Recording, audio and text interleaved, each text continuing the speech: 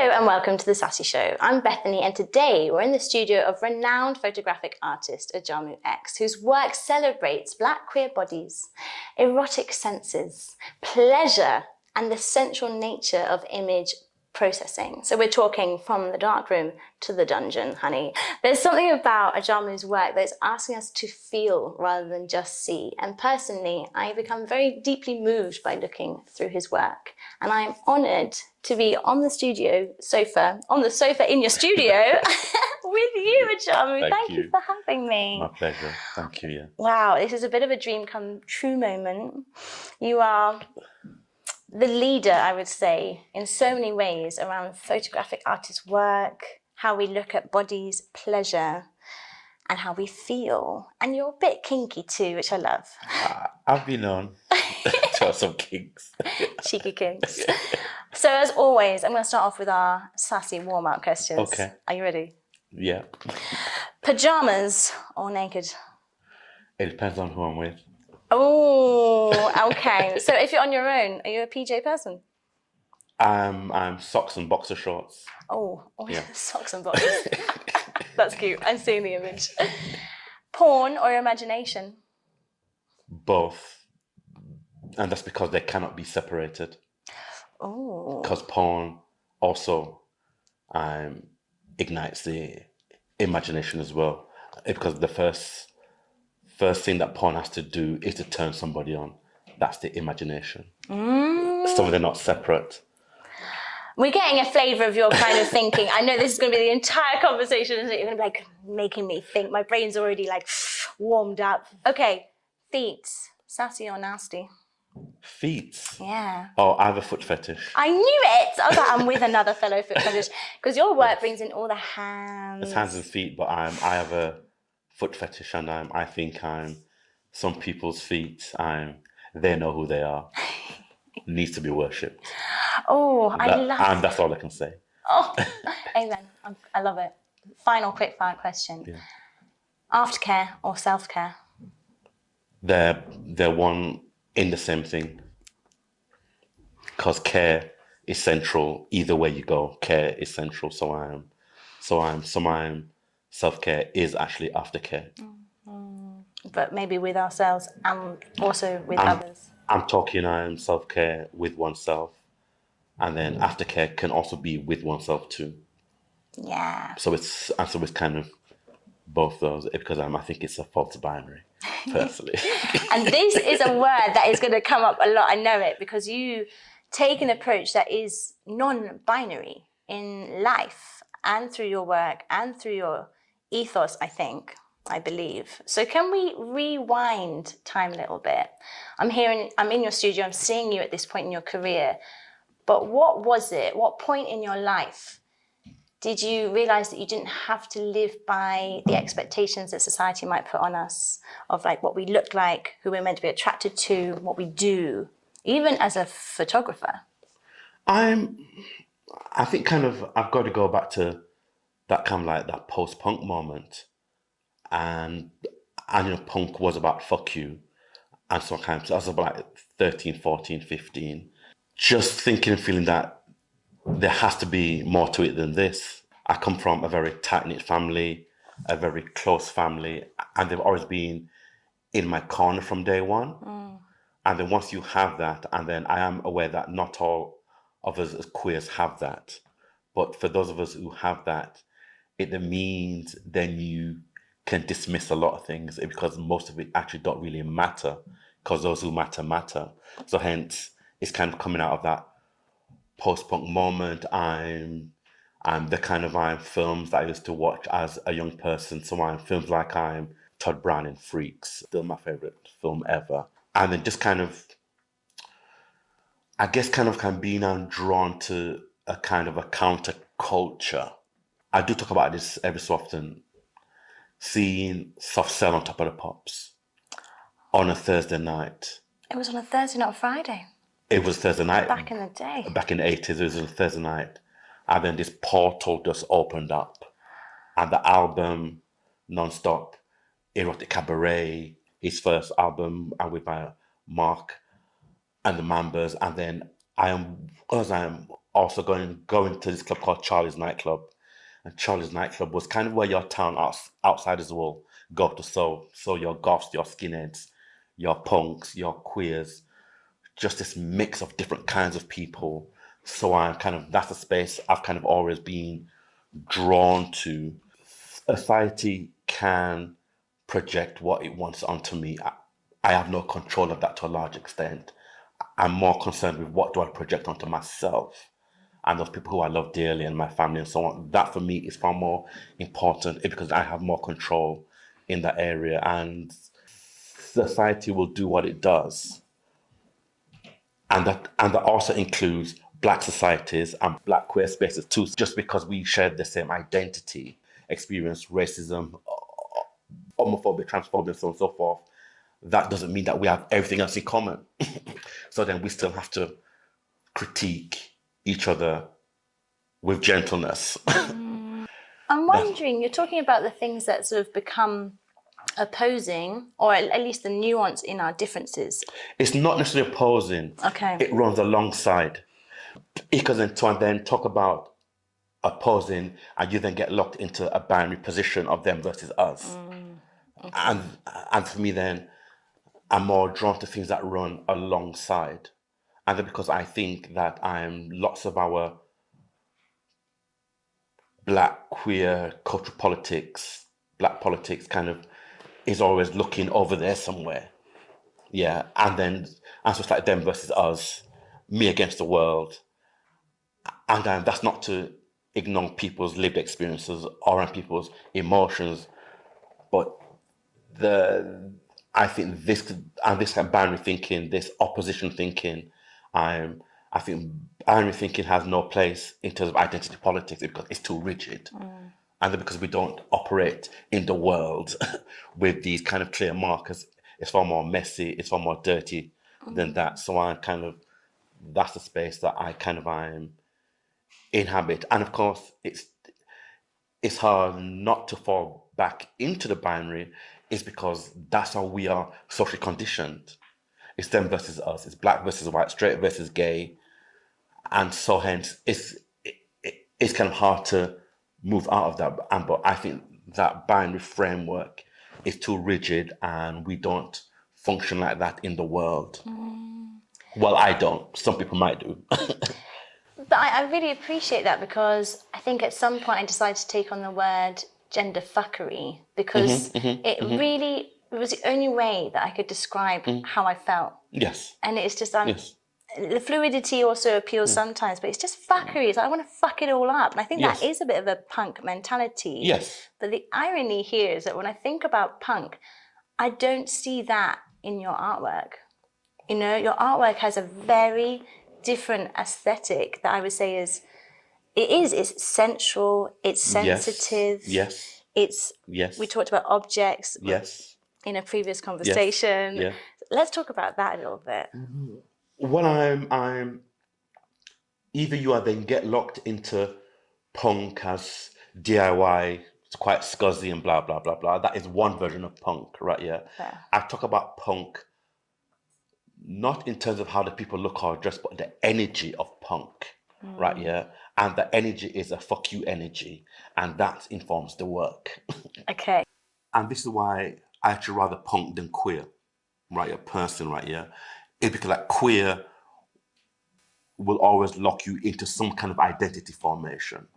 Yeah. Punk is more about an energy that is not dependent on the identity of the person. So then punk does a different kind of a move. So then actually my politics, my philosophy comes out of that punk energy. Punk can also be glamorous or fabulous too.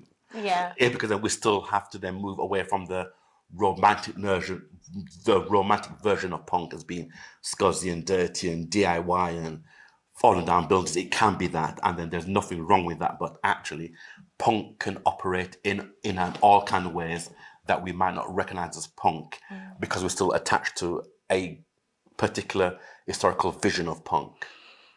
And actually, when you're saying that, maybe from my own fandom moments, like I love Vivienne Westwood, and she 100% would have described herself as punk, and she's also high glamour, yes. you know?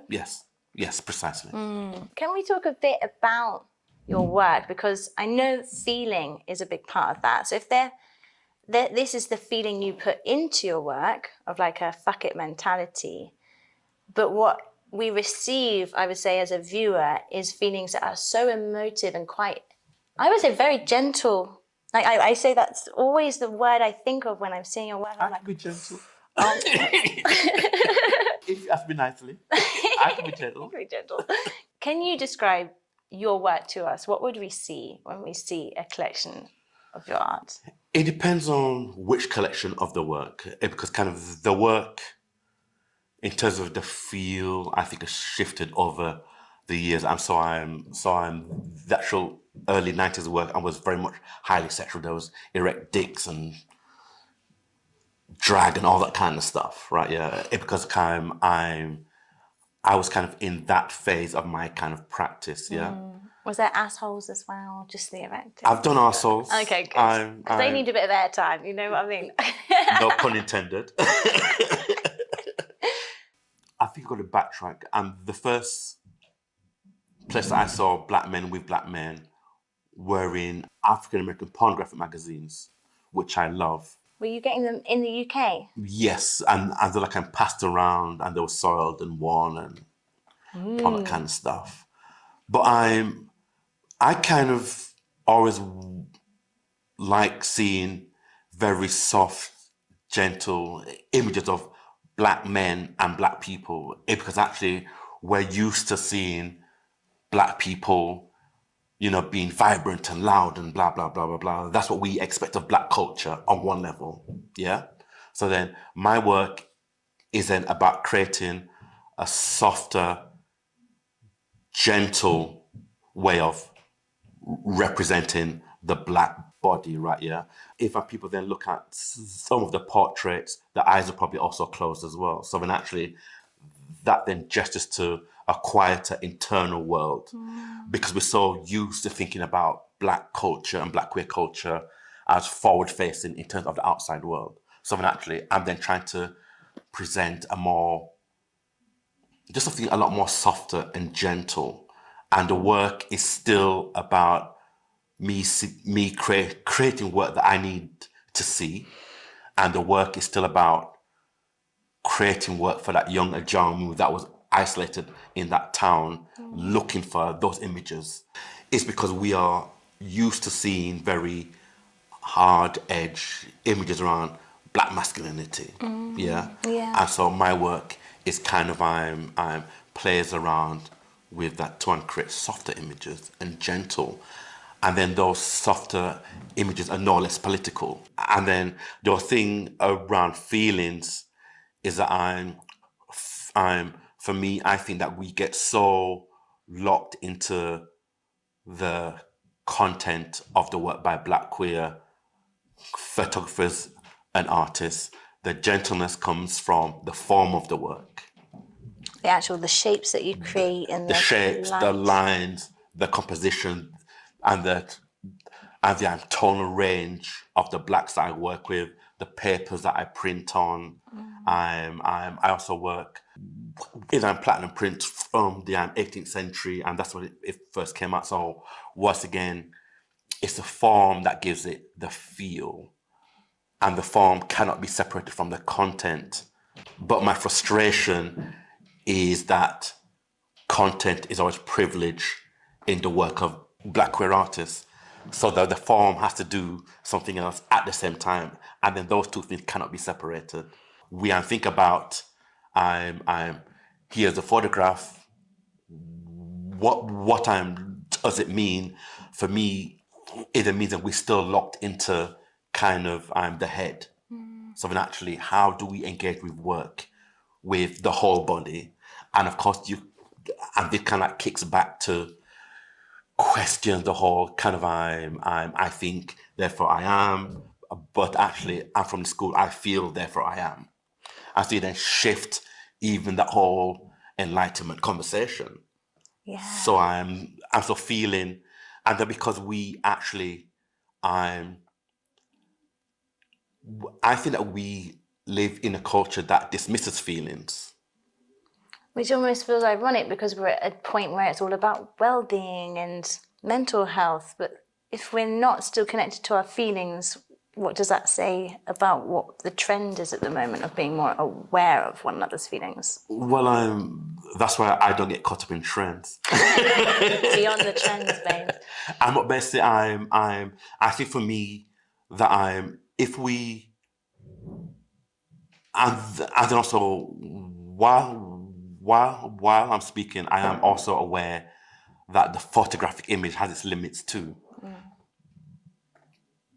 And I'm also saying, well, actually, if we live in the world through all the senses, not just a visual, then how do we then encounter the photograph through the other senses as much as possible? So then actually, if I then see a beautiful color photograph or a black and white of a landscape, right? Yeah, I have memories of smelling grass. So then once again, we have to then come back to how does the senses work when we encounter a work of art, a photograph or a sculpture or whatever, all the senses as much as possible. Also, what you were saying, we're always projecting something onto it, right? So for you, it's the memory of that grass wherever you were. Yes. Which will be different from my memory of grass Yes. wherever I remember Yes. grass. Yes. But and then plus also the actual viewer, voyeur, as then have to also then be aware of what they bring to the photograph that might not be in the photograph itself neither. They're almost, are you encouraging them to see something of their own? No. That's not my work. My work is to present my particular worldview of what it means to be black and queer, and someone who's black, queer, born and raised in the UK, in the North, whose parents were Jamaican, whose grandparents came here as migrants in the late 50s. So hence, it's kind of my kind of worldview, and then that then might chime with other people's worldviews, but it's still a very kind of idiosyncratic take on kind of my view on the world. And so the post-punk and the goth and all of that stuff is then thrown out into the work, into the world. So it's that really. So yeah. The sensual nature, when you were talking about feeling this, I'm going to imagine it's joy of dealing with sensations, of going into the darkroom, developing a photo, as well as the way that I've seen you work with models. You know, I feel like you're feeling their form, and you're seeing the slightest move in one finger, and you're feeling around the light. So how do you live sensually? Have you always felt quite aware of sensations? I am not sure how people cannot live without sensation. I think because they're too busy in their head, they don't even think about it. But then even people who think in their, and they could still feel what they're thinking. So then once again, that sensuality or that sensuousness is because I try to remain in touch with my body as much as possible. And that's because I think that we also live in a world that disconnects people from their bodies, the actual flesh body, not the cultural body or particularly, but the flesh body.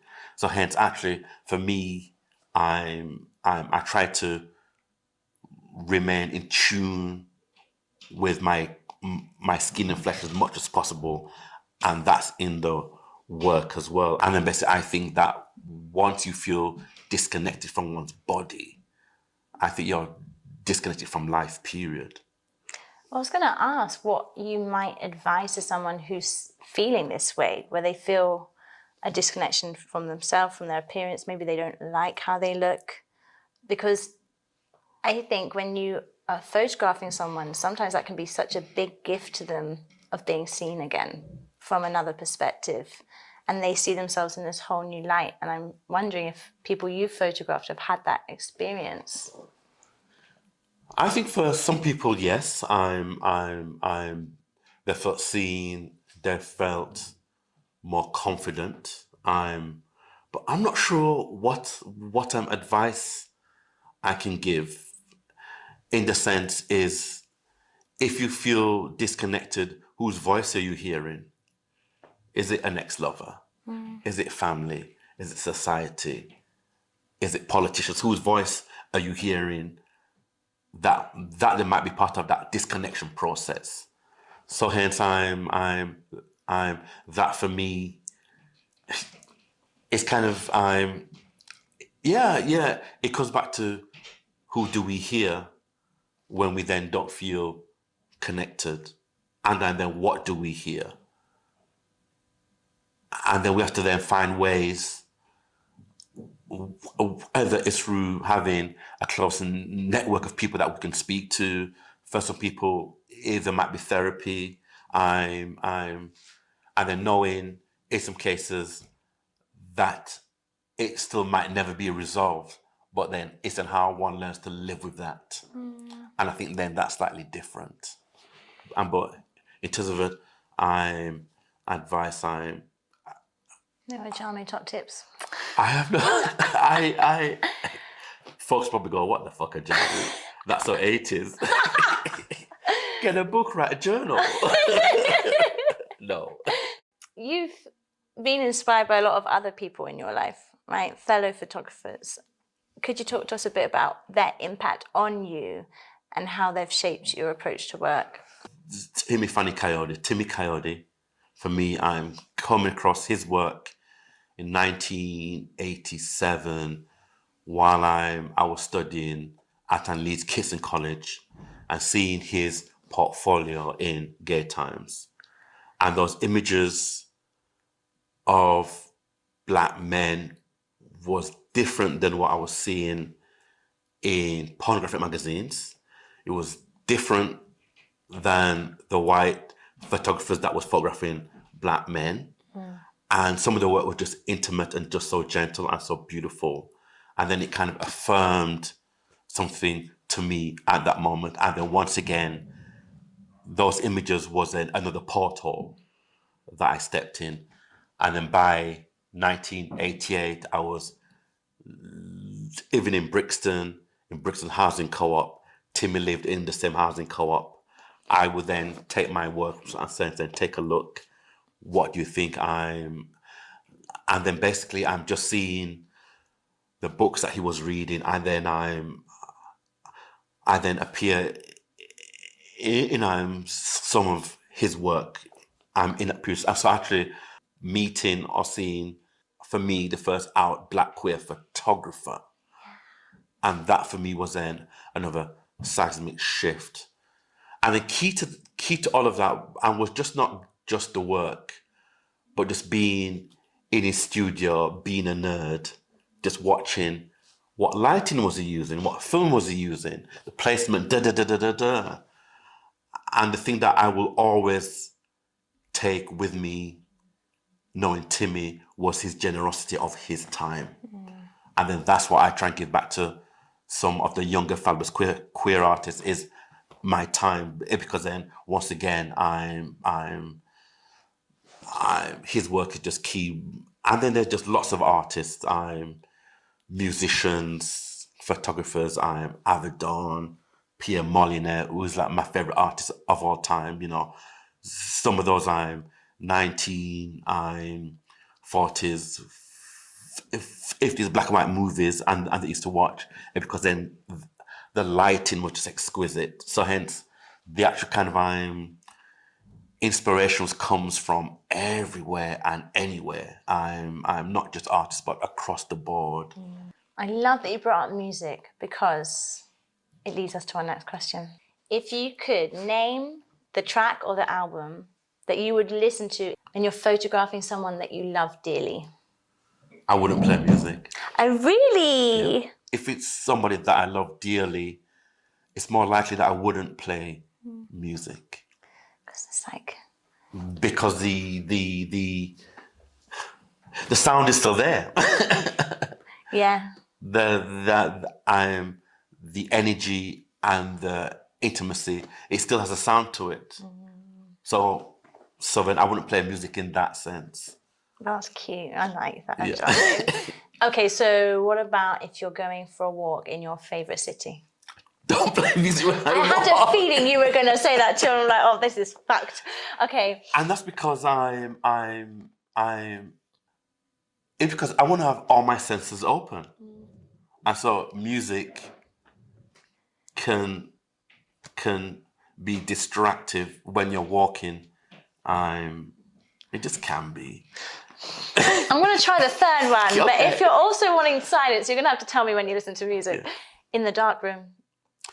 Now, sometimes there is silence. Sometimes, but in terms of the darkroom, I then might play some jazz. I might play some classical. I'm Ornette Coleman, Eric Satie, just so that the music is slightly in the background, because there is still the sound of, there is still the musicality of, let's say, I'm going to nerd out now, so, but it's Yes, fine. please. When you're processing a print right here, and the print then hits the side of the developing tray, that is still some form of sound. Yeah. And then there is then a kind of a musicality to that sound anyway. Yeah. And then there is still the sound of the tap dripping or the print being washed. So then actually there is still these other kinds of musical sounds in the darkroom that I don't always want to drown out by playing music. Prepping the darkroom is slightly different. Okay. And then you can then play music to then get ready, then turn off the music, and then you're in the darkroom sound basically. So hence, and then cleaning up, and then play music afterwards. So so it comes in and out depending on lots of things. Stop it! I love this because I'm realising everything you do seems to have a very distinct purpose. Now, even from you discussing the purpose of wanting to create work that you wanted to see when you were younger, to the purposefulness of having space and silence, or where a finger goes, there's so much purpose. So when does music have a purpose in your life, apart from the setting up and the packing down? Music is when I'm just pottering around the house. Okay, yeah. And then in your socks and boxes. In my socks and boxes, music. Sometimes if it's gonna be a hot romantic night, and then there's various sounds. For me, I'm old school, like I am the Isley Brothers and that kind of sound. And that sets a nice sexual tone as well. So once again, music is key, but it's not kind of always there. And then my sound, I am more drawn to a sound that's more kind of melancholic actually. And so if you listen to the voice of Nick Cave and the Bottomless Call, or his Ghosting album. Has he got the growly deep voice? Yeah. And then you want to place that next to let's say Tom York from Radiohead, and then place that next to Cassandra Wilson's voice, and then jazz artist. Okay. And then the voice of I can never say this word.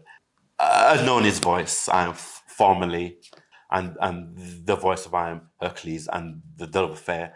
There is a melancholic tone, and then also Mark Harmon's voice has some of that as well. So then once again, your torch singers, your Jacques Brel, and those kind of voices, I kind of like that kind of melancholic, that oh my God, I love you, I'm going to stab myself and sing beautifully at the same time. It's that sound, because then there's something about that pitch and that works for when I'm working or thinking or cleaning the house. So it's not always about the music, but it's the tone of the music. Yeah, how it's feeding in you. How it's feeding, yeah. I'd like to ask you a question that I'm wondering if you'll give me a straight answer to. But what's one myth you'd like to bust around society's judgment or stereotypes of Black queer individuals? That we are homogenous. Yeah. Because people assume, once again, it's because we have experienced racism, homophobia, transphobia, any kind of phobias, somehow that is enough for us to be a community or whatever, right? Yeah.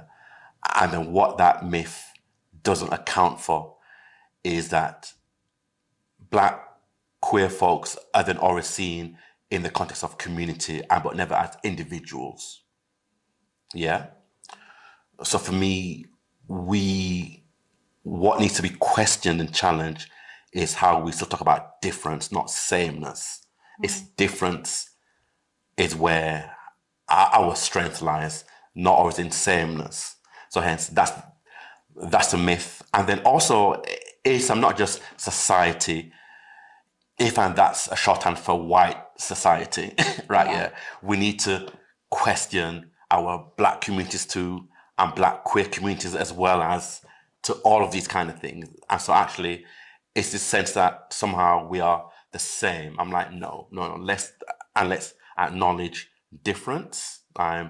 Let's work with difference. Let's iron out some of those differences if they can.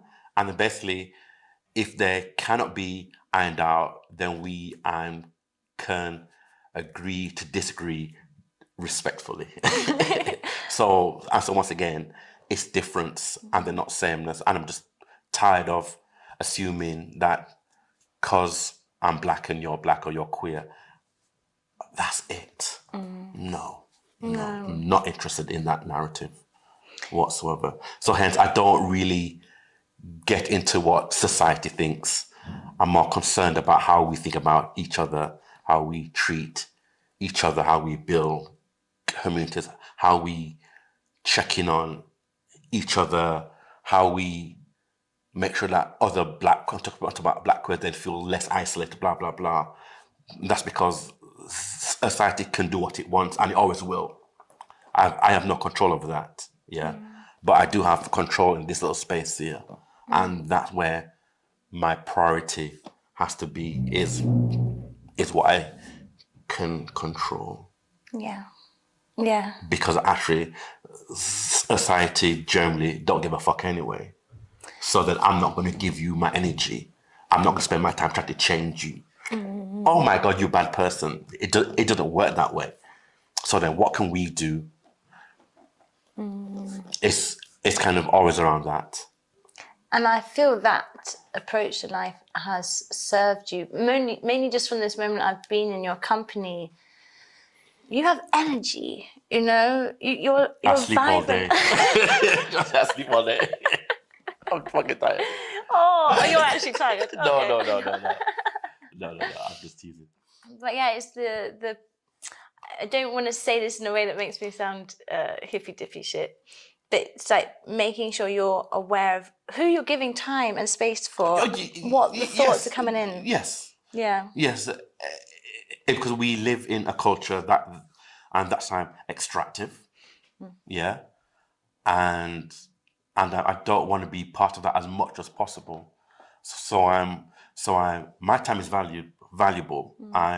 So then my thing is, and this might be hippy dippy. My thing is that we're thrown into the world. I don't think that we have a choice. I think we're thrown out of the world. I don't think we have a choice. And then what happens in between that? Yeah, for 10, 20, 30, 60 years or whatever, what happens is that we then create identities, we create communities, we create families, and da-da-da-da. So then my time is valuable because I could just leave the studio and then anything could happen. You just don't know. So hence, my time is valuable. And I think people need to know that. Yeah. I've got an offshoot question. I could ask you so many things, but I'm wondering, how do you manage the art world? Because it's also a very white, middle, upper class bubble to be in. have you felt there's a challenge of moving through that space? How do you protect your time in spaces that maybe have required parts of you that, I don't know, are draining?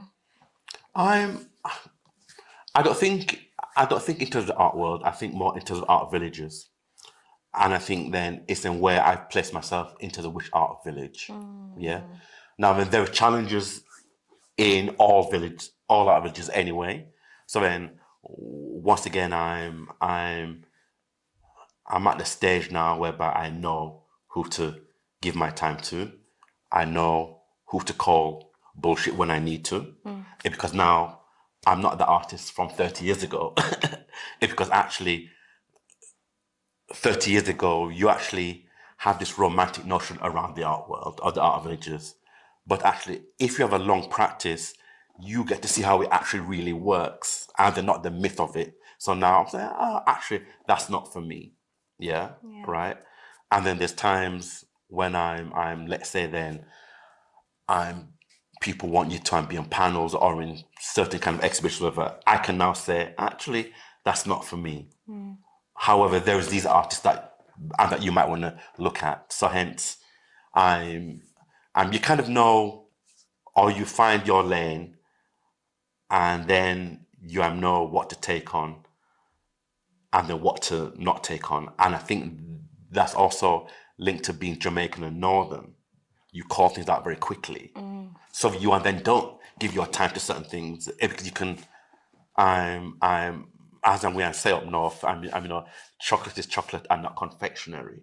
Oh, I've never heard that. Oh, child. And there's so much crap in Northern sayings, but actually, it means that you and then don't get into a lot of the bullshit. And the challenge is because some of the institutions are also desirable machines too. So then you have this way of dancing with them again, and sometimes you just don't. And then you have to then know when to dance and then when not to say, actually, let's get in bed now or not. But then that then takes time and confidence because I think that as a younger artist, like yes.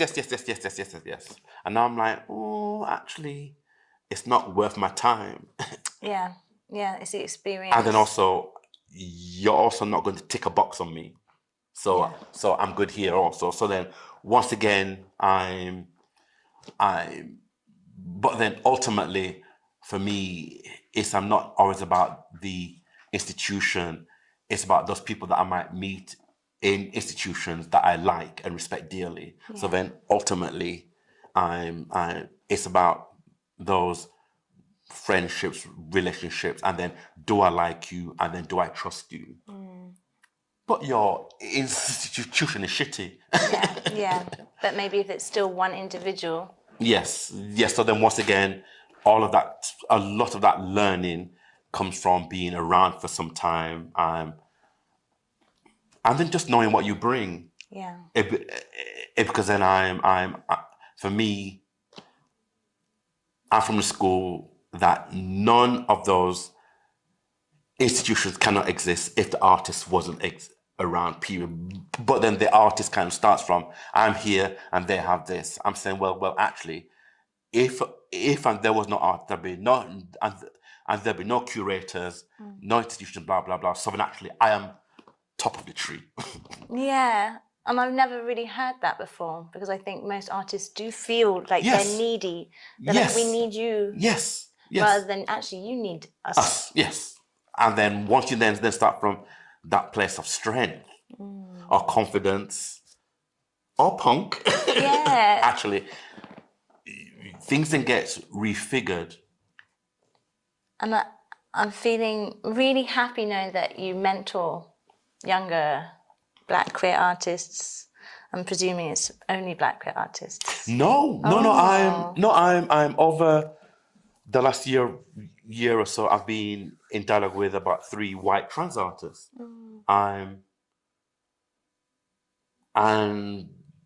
they generally want to know is how do you maintain a career for so long?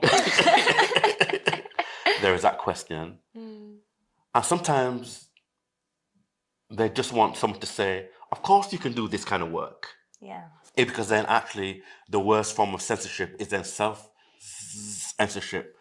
And of course, if you then take a certain position around politics or philosophy or art or whatever, of course you won't get into some of those spaces because that's the art world.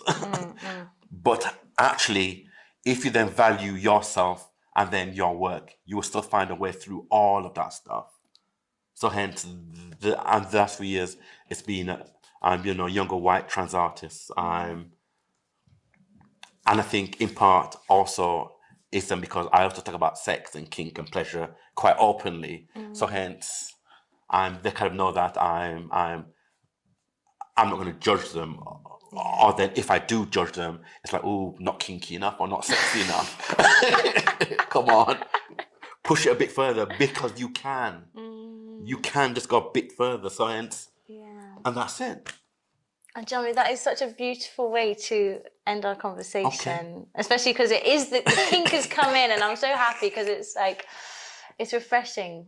It's really refreshing to see these different villages and worlds come together and portrayed in a way that is just so refreshing. Ajamu, if people want to, and they should, see your work, where do they find it? They can find me on my Instagram, Ajamu Studios. Yeah. That's where I post generally, or on my website is ajamu-studio.com. Thank you. No, thank you. My pleasure. Oh. My kink. Your kink. Oh.